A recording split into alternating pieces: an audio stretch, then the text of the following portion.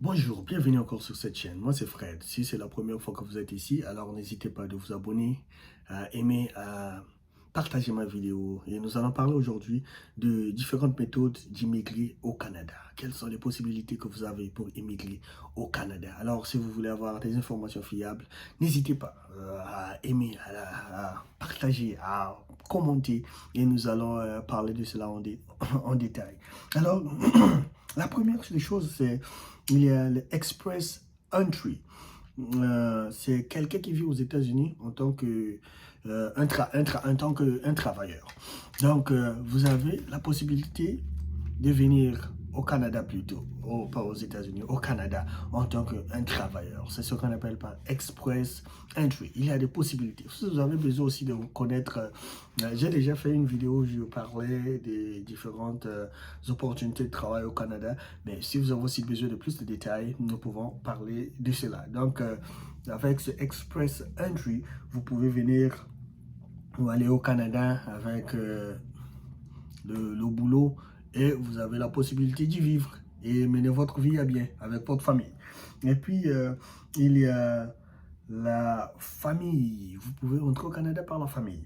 Si vous avez votre partenaire, votre époux, épouse, vos enfants, les parents, vous pouvez aussi les sponsoriser à venir vivre avec vous si vous êtes déjà au Canada. Si vous avez quelqu'un qui est déjà au Canada, il peut vous aider, vous sponsoriser à venir avec lui et à vivre avec lui au Canada. C'est ce qu'on appelle par la family sponsorship. Donc, un sponsor par la famille. Dans la famille, vous prend un membre, si soit c'est votre époux, votre épouse, elle peut vous emmener et vivre avec elle ou lui au Canada. Et puis ça, vous pouvez aussi aller au Canada par, il y a différents États, différentes villes au Canada. Vous pouvez être nominé par une certaine province du Canada et autres pour aller y vivre. Donc, si vous êtes soit à l'extérieur, quelque part en Afrique, en Europe, en Asie et autres, vous voulez aller au Canada, vous avez aussi la possibilité soit d'y aller. Vous y allez parce qu'une certaine province a besoin de personnes dans sa localité. Et vous pouvez aussi aller soit au Québec en tant que toujours dans la recherche du travail. Donc, il y a des boulots, il y a des emplois qui permettent aux gens de rentrer au Québec avec des visas spécifiques pour ceux qui veulent travailler, ceux qui ont des capacités déjà, ceux qui peuvent apporter quelque chose de plus dans la communauté. Et vous avez Atlantic Immigration Program. Ceci, c'est pour des gens qui partent à l'école ou qui travaillent dans le New Brunswick. Yeah. C'est plusieurs différentes places, Prince Edward Island and so forth. C'est pour des gens qui sont dans certaines localités, qui sont dans certaines écoles, qui travaillent dans certaines places. Ils ont aussi la possibilité. Mais ceci, c'est un peu plus restreint. C'est pas trop pour tout le monde. Vous pouvez aussi aller là-bas en tant que quelqu'un qu'on appelle en français, quelqu'un qui s'occupe des enfants. Vous partez pour avoir la responsabilité pour de garder les enfants d'une certaine famille, d'une certaine place et mener comme ce qu'on appelle jardin d'enfants, quelque chose comme ça. Et vous avez aussi la possibilité d'avoir un visa dessus.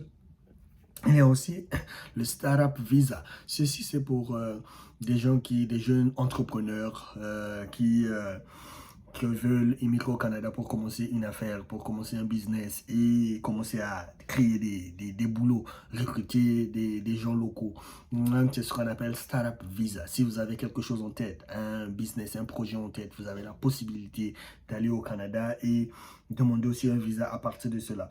Il y a aussi des visas pour self-employed. C'est ceux qui sont employés eux-mêmes. Si vous travaillez pour vous-même, vous pouvez aller là-bas et soit travailler dans soit la culture ou des activités athlétiques, vous pouvez aller au Canada et demander le visa pour aller plutôt au Canada. Et vous avez aussi des résidents, un résident temporaire et aussi devenir un résident permanent. Ceci, c'est un temps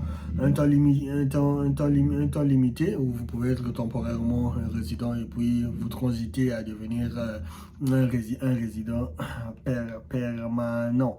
Et vous pouvez aussi y aller en tant que réfugié.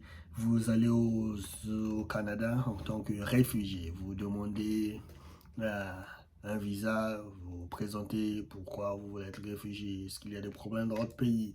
Est-ce qu'il y a des difficultés? Comment vous voyez? Vous êtes en insécurité? Vous êtes confronté à des difficultés extrêmes et autres. Avoir des raisons solides et fiables.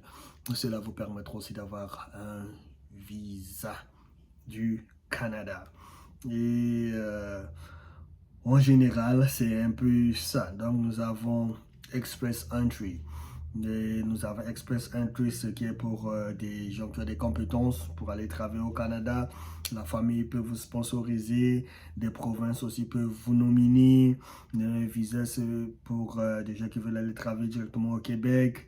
Des visas pour des gens qui travaillent dans certaines provinces comme Nova Scotia et ainsi de suite. Des visas pour des nounous, des gens qui veulent aller garder des enfants. Des visas pour des gens qui ont des problèmes, des business, qui ont en tête des idées de commencer des affaires.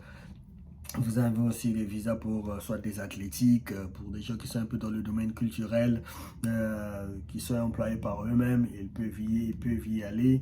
Et vous avez aussi des visas des réfugiés et ainsi de suite.